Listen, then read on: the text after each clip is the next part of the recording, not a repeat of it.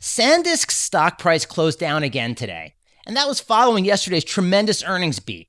But today's SanDisk closing price isn't what matters, because SanDisk gave us 4 unique clues about the stock's future and whether today's price action was legitimate institutional selling or a margin debt motivated flush before the next leg up. And almost nobody's looking in the right places to find it. By the end of this video, you'll know the 4 clues and you'll be armed with enough information to decide whether SanDisk is a buy, sell, or hold at this level. I'm Rob. I'm a former mergers acquisitions attorney at a top 10 Manhattan law firm, former faculty member at a top 8 business school, 25 years training these markets, and I'm not here to get you rich quick. I am here to get you rich smart. So let's get on to our SanDisk clues. At the open, SanDisk gapped down hard. The low of the day was $1,163, nearly 14% below yesterday's close. And it came with the single biggest volume spike of the entire session, all in the first minute of trading. Pay attention because this is important.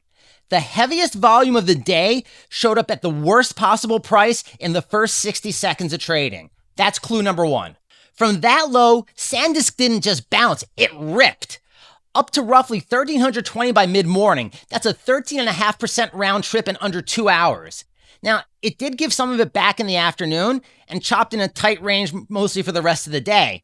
And that's our second clue, the fact that the reversal was big and fast, because that's not what a stock does when everybody's still selling.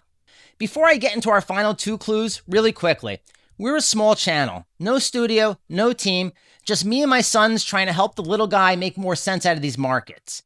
So if you value our content, please like this video and subscribe to our channel. A sub and a comment go a long way for a channel our size. Okay, back to the SanDisk tape. I told you yesterday in the comments that I was watching the $1,130 level for support. Meaning if SanDisk broke below $1,130, then the next stop was $1,000. And if we broke below $1,000, then I'm making a very different video today. The great news is that level never got touched. In fact, the low of the day held nearly $35 above the $1,130 floor. That's amazing, and that's clue number 3. The floor did its job. Here's the final clue, and it's the one that nobody's covering today. While retail was panic selling overnight, 3 separate firms went the other way. Goldman reiterated a buy on SanDisk at 2,200. Evercore ISI raised their forecast for SanDisk up to 3,100, and Link's Equity raised theirs to 2,450. That's our 4th and final clue. The people with the most information available to them got more bullish on SanDisk, not less bullish. So here's the payoff.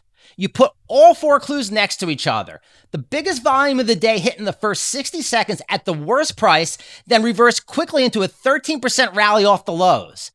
That's the signature of forced selling, margin calls, stop losses, people getting flushed out whether they wanted to sell or not. If it were real institutions bailing on SanDisk, that chart would look tremendously different. Institutional investors don't sell all at once. They quietly leave a stock. The chart looks steady with elevated volume all day long at every possible price. This was a violent spike at the open, and by the close, total volume had come in at 18 million shares, well above the stock's 3-month average of 14.6 million shares a day. This wasn't a quiet day volume-wise, and it was a real fight for price. Just a lopsided one. But we were able to bounce off our lows, rip 13.5% higher, hold support, actually never even touched support, and 3 institutions came in and said, you know what, we're either reiterating or we're upping our forecast for SanDisk stock. Those aren't signs of a broken stock. Those are reasons to buy.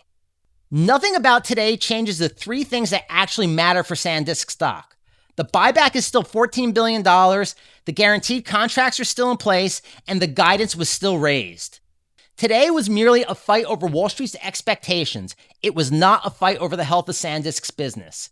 And in fact, today wasn't even the answer to all of our questions about SanDisk. That's still 8 days out, on August 13th when SanDisk hosts its Investor Day.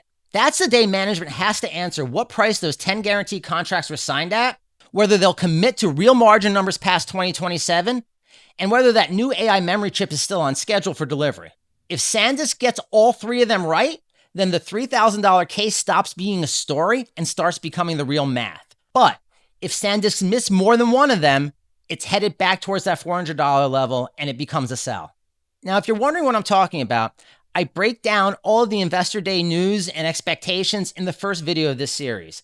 The link's on your screen right now, and I'll also drop a link to last night's reaction video as well. Link will also be in the description. So the bottom line from today's SanDisk price action is that the story remains intact, and it's even better than it was at 3:59 p.m. yesterday. Great quarter, great company, great stock. Its future is to be determined on August 13th. But I like what I'm seeing right now. Thank you so much for watching, and until next time, please like and subscribe, and may all your trades be profitable.